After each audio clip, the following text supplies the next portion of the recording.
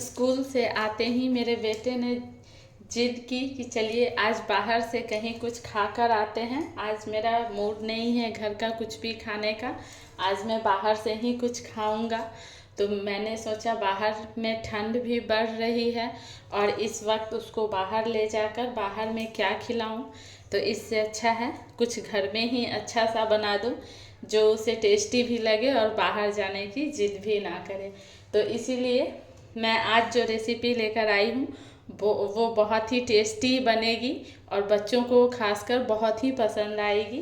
तो इसीलिए आज मैंने सोचा ये रेसिपी आप लोगों के साथ भी शेयर करूं, तो इसीलिए आज मैं ये रेसिपी लेकर आई हूं। तो देख लेते हैं इस रेसिपी को कैसे बनाया जाता है। सबसे पहले मैंने गैस पे एक पैन चढ़ा दिया है। पैन में मैंने ऑयल भी डाल दिया है। इस ऑयल में अब मैंने ये जो सारी सब्जियां कट कर रखी हैं, ये एक कटोरी शिमला मिर्च है यानी कि कैप्सिकम, ये हाफ कटोरी के करीब गाजर है यानी कैरेट, ये स्प्रिंग अनियन है, ये आधा बीट रूट है और ये एक छोटा सा प्याज है जिनको मैंने फाइन चॉप कर लिया है। इन सभी को अब मैं इसमें डाल दूंगी।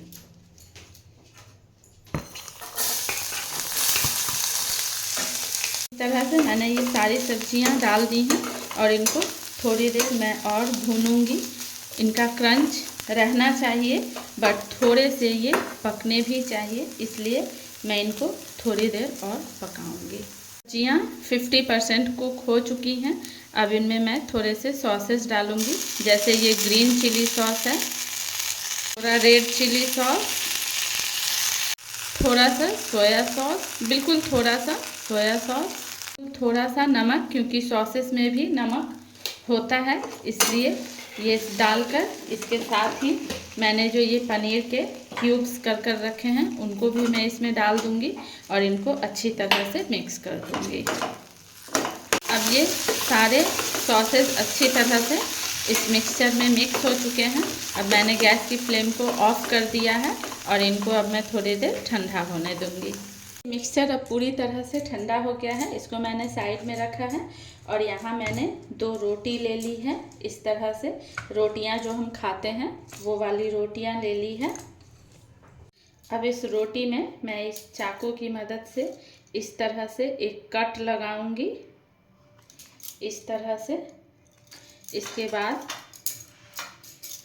मैंने ये हरी वाली चटनी बनाकर रखा है, ये मैं थोड़ी सी चटनी ले लूँगी और इस चटनी को मैं यहाँ इस तरह से यहाँ लगाऊंगी। इसके साथ ही मैंने ये थोड़ा पिज़्ज़ा सॉस लिया है, इसको भी मैं इस तरह से इस रोटी पे अच्छी तरह से स्प्रेड कर दूंगी। इसके बाद मैंने जो ये मिक्सचर तैयार किया है वो मिक्सचर मैं एक साइड में ये थोड़ा मिक्सचर इस तरह से फैला दूंगी।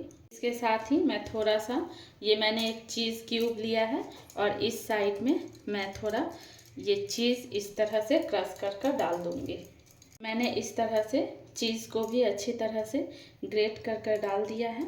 अब मैं इस रोटी को इस तरह से उठाऊंगी और इस तरह से इनको मैं फोल्ड करती जाऊंगी।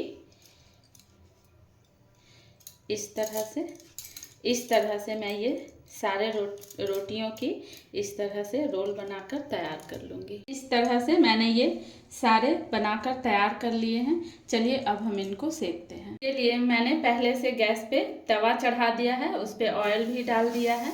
अब एक एक कर मैं ये सारे इस पर डालती जाऊँगी और इनको दोनों साइड से गोल्डन होने तक सेक लूँगी। अच्छी तरह से अब गोल्डन ब्राउन हो गए हैं। अब इनको मैं सर्व कर दिखाती हूँ। तो ये लीजिए, ये हमारा मज़ेदार नाश्ता बनकर तैयार है रोटी के साथ, और रोटी के साथ बहुत सारी सब्जियाँ और पनीर के साथ ये हेल्दी वर्जन बहुत ही टेस्टी लगता है खाने में। इसको आप लोग बच्चों को लंच बॉक्स में भी बना कर दे सकते हैं और ख़ुद के लिए भी बना सकते हैं।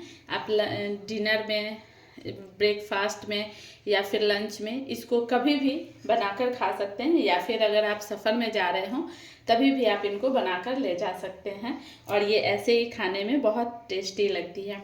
एक बार इस रेसिपी को आप लोग भी अपने किचन में ट्राई कीजिएगा और कमेंट्स में मुझे बताइएगा कि आप लोगों को ये रेसिपी कैसी लगी। और आप लोग मुझे कमेंट्स में ये भी बताइएगा कि आप लोग मेरी वीडियोस कहाँ कहाँ से देखते हैं, ताकि मैं आप लोगों को एक प्यारा सा थैंक्स बोल सकूं। तो मिलते हैं एक और नई वीडियो के साथ, तब तक के लिए take care and bye bye.